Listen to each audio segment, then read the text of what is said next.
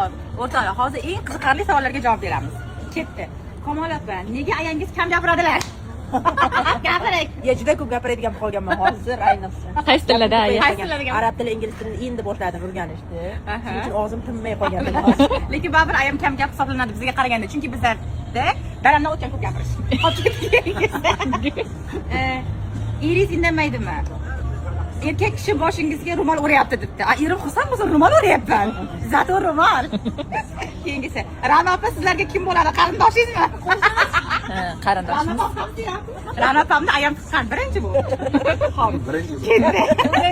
Ye. Qaranglar, mahrga nima olgansiz? O'rtada savol ketdi. Aytaymi? Hech nima. Xo'p, chunki so'ramaganmiz. Do'mboq aka kim? Bu odamdan ukasi. Mana shu odammi uka? Do'mboq o'g'li. Ketdi. Kim chiroyli? Bitta qiz kim? Ulfat akani ikkinchi xotinimi? Voy. Darrov o'zi uylandimanmi? O'rtalar Ulfat akami bitta xotini bor. Lekin o'sha bitta xotinini ham ikkinchi xotinim deb so'raydi, chunki juda ham yosh ko'rinadi. Yo'q, birinchi xotini va oxirgisi. Yana ham bilmadim. Keyingisi. Onangiz o'gay emasmi? Yo'q, o'zimiz ayamiz deb o'qigan.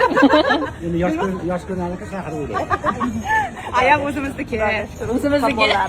Ayam uchovimizni ham tuqqan, ikkita o'g'il ham tuqqan. Rosa figurasi rosa chiroyli. Kimamada yana bitta bor edi. Ilon yo'qmi? O'zim ilon-ku meni. Nima qiladi sahroda ilon? Safarida bor-ku, bitta ham ilon qolmadi. Hamma unaqa qilib ketdi.